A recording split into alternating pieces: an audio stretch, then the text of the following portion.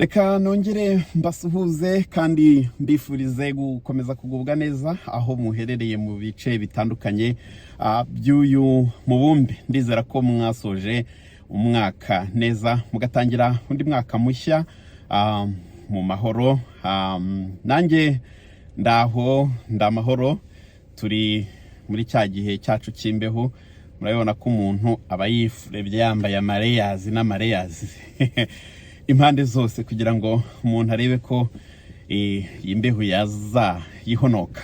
Umwaka mushya muhire rero kuri mwese aho muherereye. Ndabifuriza kuzagira umwaka mushya, umwaka mwiza, umwaka w'iterambere, umwaka w'ubuzima buzira umuze, umwaka wo kubona ibyiza kandi umwaka wo gutera indi ntambwe. Nibura umuntu wese akazagira umugisha wo kugira indi ntambwe yatera aho yarahagaze mu mwaka ushize, akagira indi ntambwe atera igana imbere muri uyu mwaka mushyashya twinjiyemo. Nari maze iminsi rero ntari kuboneka neza, ariko ndimo ndagerageza ngo ndebe ko nakongera nkagaruka ku murongo. Amakuru ni menshi cyane yo kubasangiza, ntabwo umwanya ugenda ubyemera neza, ariko nzagenda ngerageza uko bishoboka. Amakuru mbona asa nkaho yaba yihutirwa, yenda mbariyo nagerageza kugenda mperaho. Uyu munsi rero ntabwo ari amakuru nsanzwe mbagezaho, ahubwo amakuru ahari uyu munsi ni nka update zo kumamenyesha bisanzwe. Umuyobozi w'ishyaka riri ku butegetsi ari nawe muyobozi wari uyoboye igihugu muri iki gihe, Justin Trudeau, ubu amaze gutangaza ko yeguye ku buyobozi bw'ishyaka. Hanyuma politike ya Canada uko imeze, umuyobozi w'ishyaka ku rwego rw'igihugu ni nawe ubu uyoboye igihugu. Uyu munsi rero amaze gutangaza ko yeguye ku buyobozi bw'ishyaka. Bivuze ko nihamara gutorwa umuyobozi mushya w'ishyaka, bivuze ko ubwo ni nawe uzahita uteka ingova akaba ayoboye igihugu mu gihe cyari gisigaye kugira ngo manda yarayoboye ubu ngubu irangire. Mbibutse ko hamaze iminsi hariho pressure muri politike ya hano, pressure ishingiye ku bintu byinshi, aho opposition, ishyaka riri ryo muri opposition, nituvuga opposition ahari bamwe bashobora kuba atari bubyumve neza, kuko ahenshi twumva opposition usanga ari igihe riba ari ishyaka rivuga ko rirwanya ubutegetsi buriho, iyida riri mu gihugu cyangwa riri hanze y'igihugu. Hano haba ishyaka riri muri opposition ariko riri mu gihugu. Ni ishyaka riri mu gihugu, riba riri muri opposition, ukuvuga ngo riba riri ku yindi side. Igihe cyose hahora hari opposition party ku butegetsi buba buriho. Ishyaka iyo ryatsinze amatora, akenshi usanga ishyaka rikurikiyeho ariyo ryitwa ko riri muri opposition, kubera ko ubusanga amajwi asa nkaho yegeranye. Hanyuma kandi abamemba of parliament ugasanga naryo rifitemo amajwi menshi, ku buryo rizagira influence nini ku byemezo bifatwa n'ishyaka riba ryatsinze amatora. Dufite rero opposition party ni ryitwa conservative, niryo riri muri opposition. Hanyuma iryari riyoboye ni liberal party.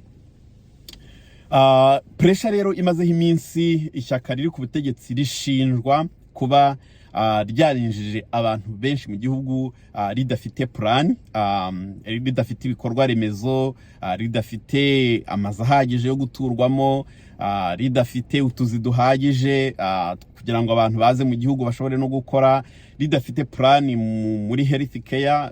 Bivugwa ko pressure iri muri health care kuba abantu bajya kwa muganga bagategereza igihe kinini. Hariho n'ubwinshi bw'abantu, hari no kuba umubare w'abaturage wariyongereye ariko umubare w'abakozi utarigeze wongerwa. Ibyo byose nibyo bagenda bavugamo. Ni politike, murabyumva, rimwe na rimwe bimwe biba ari ukuri, ibindi atari ukuri nk'uko tubyumva. Hanyuma hakaba hariho rero iyo pressure yo kuvuga ko ishyaka riri ku butegetsi ritarimo rikora neza, ritarimo rituma ubuzima bw'abaturage bugenda neza. Hariho ubukungu buhagaze nabi muri iki gihe, ibiciro ku isoko ahantu hose byarazamutse, ariko mbibutse ko nyuma ya corona ahantu hose usibye na hano ngira ngo ibiciro ntabwo bigihagaze kimwe. So ubukungu rero bwarangiritse, ibicuruzwa birazamuka. Amazu muri iki gihugu hari ikibazo kijyanye n'amazu yo guturamo, yaba amazu asanzwe agurwa, yaba amazu akodeshwa, amaparitema cyane cyane ni yakunda gukoreshwa hano cyane, usanga ibiciro byarazamutse cyane ku rwego rwo hejuru. Bagashinja rero ishyaka riri ku butegetsi ko ntacyo riri gukora kugira ngo abaturage babashe kugira ubuzima bashobora kwafodinga bitewe n'imishahara binjiza. Iyo presiyo rero imazeho igihe. Hariho presiyo yo kuvuga ko bagiye batanga visa ku buryo bworoshye ku banyeshuri bakaza kwiga. Rimwe na rimwe bivugwa ko hagiye habamo amaforode, bivugwa ko hagiye habaho amaforode ashingiye ku kuba umuntu aza kwiga atujuje ibyangombwa nk'uko yabyerekanye. Urugero, umuntu akerekana ko afite ubushobozi, yazagera hano gukomeza kwishyura ishuri bikagorana, bikamunanira, bamwe ntibakomeze ngo bige. Abandi ibigo by'amashuri byagiye bibwira ko hari amacumbi, akahagera agasanga ikigo ntikigira amacumbi, n'ahantu giherereye ubuzima burahenze. Abanyeshuri bamwe bakaba batarashoboye gukomeza kwiga, abandi bagahindura amashuri, cyangwa se hakaba harabonetsemo n'ababyihura ntibakomeze ngo bige. Murabizi ko habayeho inkubiri mu bihe bishize yo gutangaza impinduka mu buryo bwo kugira ngo babashe gukemura, bisa nkaho bagaragaza ko barimo bashaka gukemura ikibazo kigiye gihari bagenda bashinjwa. Murabizi impinduka zihari bakoze mu buryo bwo kugabanya umubare w'abanyeshuri baza kwiga, umubare w'abantu bahabwa utuzi baza baje gukora muri Canada, impinduka ziri ku mubare w'abantu bahabwaga work permit mu gihe abo bashakanye baza baje kwiga. Izo mpinduka zose zigiye zihari nagiye zitangaza mu bihe byashize mu buryo bwo kugabanya umubare w'abaturage cyangwa se umubare w'abantu binjira mu gihugu, ariko kandi ni n'uburyo bwo kugabanya umubare w'abaturage mu gihugu muri rusange. Ibyo byose rero byari bishingiye ku byo bashinjwa n'ishyaka riri muri opposition, ariko kandi ibyinshi biragaragara, nubwo ntazi neza ko twabiherereza ku ishyaka gusa. Yego, iyo ishyaka riyobora buriya policies rifata nizo zigenga uko ubuzima bw'abanyagihugu bugenda. Uruhande rumwe umuntu ashobora kubyumva, nubwo hari ahandi umuntu ashobora kumva atabisobanukiwe neza. Izindi pressure kandi zagiye zigaragara nyuma y'uko muri Leta Zunze Ubumwe za Amerika Trump ariwe utorewe kuzayobora manda y'imyaka 4 igiye gukurikiraho, yahise ashyiraho icyitwa umusoro ku bintu byose bizajya bituruka muri Canada. Ibi ngibi nabyo byateye pressure ku butegetsi bwari buriho muri Canada, kubera ko bisa nkaho gutagisa ibicuruzwa biturutse muri Canada bakabica 25%, ndibwira bashyizeho ko bizajya bisora umusoro wa 25%. Bivuze ko ibyo bizagira ingaruka ku bukungu bwa Canada. Birasa nkaho ubutegetsi buriho muri iki gihe butigeze bushobora kugira icyo butangaza buzakora kugira ngo abantu bumve ko ubukungu bw'igihugu butazahungabana. Ngira ngo hagiye habaho na joke z'uko Trump yagiye avuga ko Canada ikwiriye kuba intara, ikwiriye kuba state imwe muri state zigize Leta Zunze Ubumwe za Amerika, kugira ngo tutazagirwaho ingaruka n'uwo musoro bashaka kuzajya bakata. Ibyo byaravuzwe, ntabwo twigize twumva hari icyo ubuyobozi buriho muri iki gihugu butangaza. Nayo yabaye indi challenge biri mu byo bashinja Trudeau, bavuga bati igihugu cyacu uri kugishyira hasi, uri gutuma ubukungu bwangirika. Imyaka umaze uyobora birasa nkaho igihugu kigenda kijya habi. Murumva rero ko pressure yari nini cyane, biri mu byatumye ahitamo gufata umwanzuro wo kwegura, kuko biragaragara ko nta support nini yaragifite haba no mu buyobozi bw'ishyaka yarabereye umuyobozi. Iyo nkubiri rero yabayeho. Hanyuma mu minsi yashize aba member of parliament batangiye kugenda begura, batangaza ko begura, abandi bagatangaza ko bataziyamamaza mu matora azakurikiraho. Hanyuma habonetse n'abandi bisabira umuyobozi w'ishyaka kwegura, kuko babona ama policies arimo agenda afatwa hari atari makemura ibibazo bihari. Murabyumva namwe, mu gihe waba ari umuyobozi w'ishyaka, abantu bakagombye kugushyigikira bakaba barimo bagusaba kwegura, ndetse bamwe bakaba barimo bava no mu mirimo. Murumva ko ari ikibazo. Nta mahirwe rero menshi yarakigaragara yuko Trudeau azakomeza kuyobora ngo arangize manda yararimo ayobora yagombaga kurangirana n'uyu mwaka, kuko mu kwezi kwa 10 niho tuzagira amatora yo gutora umuyobozi w'igihugu muri manda izakurikiraho. Trudeau yari amazeho imyaka hafi 10 kuva muri 2015 ndibwira. Murumva ko yari amaze igihe kinini ayobora. Uburyo abayobozi batorwa hano, hatorwa aba member of parliament, ntabwo dutora umuyobozi w'igihugu direct, hatorwa aba member of parliament bagenda biyamaza mu duce dutandukanye. Ubwo iyo ishyaka rifite umubare munini w'aba member of parliament, ubwo niryo umuyobozi waryo ahita hinduka umuyobozi w'igihugu. Technically ntidutora umuyobozi direct, ndumva ibyo ngibyo byumvikana. Dushobora kubifata mu rwego nk'abadepite kuri iwacu, abadepite batorwa hano nabo batorwa, hanyuma ishyaka ryagize umubare munini ubwo urenze icya kabiri ndibwira, niryo rihita rifata ubutegetsi, hanyuma umuyobozi waryo akaba ari wa premier ministre w'igihugu. Ishyaka ryakurikiyeho akenshi niryo riba riri muri opposition. Ni ukuvuga ko baba bazagenda barakorana nubwo byitwa opposition, ariko mu buryo bwo gufata ibyemezo habaho gutora, hanyuma icyemezo cyatorwa kigashyirwa mu bikorwa, ubuzima bw'abanyagihugu bugakomeza. Uyu muyobozi rero areguye.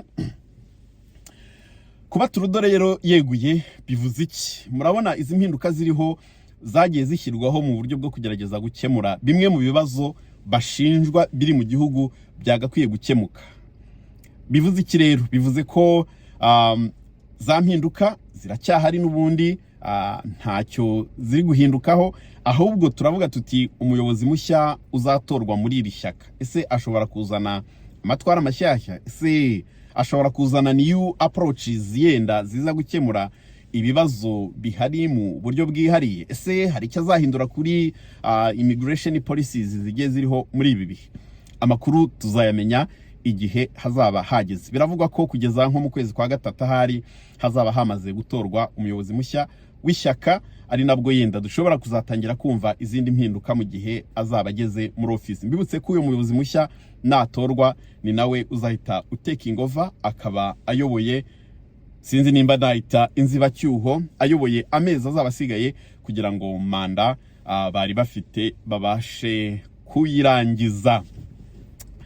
Ibi rero bizahindura byinshi kubera ko ishyaka riri muri opposition rimaze iminsi rishaka gutoresha icyo bita confidence election, aho batangiza amatora hanyuma abantu bagatora nimba bumva Trudeau akwiye gukomeza kuyobora cyangwa ishyaka riri ku butegetsi rikwiriye gukomeza kuyobora. Hanyuma ubwo baramutse batsinze cyangwa abantu benshi babitoye bihera muri parliament, biramutse bitowe no kuvuga ko hashobora guhita hashyirwaho amatora na kwita igitaraganya mu gihe manda itararangira, umuyobozi akaba yakurwa ku butegetsi agasimburwa na rya shyaka ryatangije iyo movement, kuko biba bivuze ko abantu bashyigikiye ibyo rivuga, bashyigikiye ko ubuyobozi buriho bukwiriye kwegura. Ibi rero ntekereza bitazaba bigishobotse, kuko haraba hagiyeho umuyobozi navuga ko ari mushya kandi azaza nawe agatangaza ingamba ze muri iki gihe kizaba gisigaye kugira ngo manda irangire. Igidashobora kuza agakomerezaho ku byari bimaze gukorwa, hanyuma tukazumva imirongo mishyashya mu matora yenda y'ubutaha nimba ishyaka rizongera kwiyamamaza. Mu by'ukuri twavuga ko muri iki gihugu amashyaka akomeye ari amashyaka abiri, ni ishyaka ry'abaliberale n'ishyaka ry'abakonservateri. Navuga ko ariyo mashyaka asa nk'ayahora ahanganye ku rwego rwo kuyobora igihugu kuri federal level, ariko aho usanga mu maprovinsi atandukanye hamwe usanga abaliberale aribo bahayobora, ahandi ugasanga hari NDP, New Democratic Party, naryo ni ishyaka rifite abanyamuryango benshi rishyigikiwe mu maprovinsi amwe n'amwe. Abantu bamwe ntibiborohera guhita bumva neza uko systeme ya Canada ikoze. Haba hari ubuyobozi bw'igihugu ku rwego ruri federal, ariko amaprovinsi nayo agira ubuyobozi bwayo bwihariye bwigenga, bafite ibyemezo bafata batagombye kugisha inama ubuyobozi bukuru ku rwego rw'igihugu. Bivuze ko ushobora gusanga ku rwego rw'igihugu ishyaka riyoboye ari Liberal Party, ariko wajya mu ntara zitandukanye ugasanga hayoboye abakonservateri mu ntara runaka, ugasanga iyindi ntara yenda harimo Green Party. Dufite ishyaka rya Green Party hano, ntabwo nzi nimba rifite ingufu nyinshi cyane, cyangwa se ugasanga hari NDP, New Democratic Party. Urugero mu ntara ya Manitoba hayobowe n'ishyaka rya NDP, New Democratic Party, niryo ryatowe risimbuye abakonservateri bari bamaze igihe kinini bayobora. Nuko kuntu navuga ko byubatse. Ubwo rero nagira ngo mbahe ayo makuru, muzakomeza gukurikiranira hafi, cyane cyane abantu baba bari interested yo kuba bageragereza ubuzima muri ibi bihugu, cyangwa se abari mu gihugu, cyane cyane abantu urugero baba baje kwiga ariko banatekereza kuzashaka ibyangombwa bagashakira ubuzima hano. Impinduka z'ubuyobozi, amapolisi atandukanye bagenda bashyiraho agenda yafegita abantu mu buryo butandukanye. Ni byiza rero gukurikira ukamenya amakuru, ukamenya ishyaka ririho, agashya rizanye, ukamenya kwegura k'umuyobozi bivuze iki ku bijyanye na immigration. Nizo update nagira ngo mbahe z'uyu munsi, ariko mu minsi za ndagenda mbaha andi mavideo atandukanye ku makuru atandukanye ahari, nibyo mukwiye kwitaho, cyane cyane abantu mutekereza kugerageza gushakisha ubuzima hano, byabinyuze mu mashuri, byabinyuze mu gushaka akazi, n'izindi opportunity zitandukanye zigenda ziboneka. Ayo makuru nzagenda nyabasangiza buhoro buhoro. Mukomeze mugume hafi yanjye, kandi mbashimire abamaze gukora subscribe ku buryo amakuru nshyizeho biborohera ko abageraho, n'abandi mubona hari icyo amakuru mbagezaho abamarira, byaba byiza ukanze subscribe kugira ngo bijye byoroha igihe amakuru nyashyizeho akugereho byihuse. Murakoze, nimukomeze mugubwe neza, mukomeze kuryoherwa n'umwaka mushya, kandi muhahe muronke, Imana ibahire mu byo mugerageza gukora byose. Turi kumwe naho utaha muri video izakurikiraho. Ciao ciao.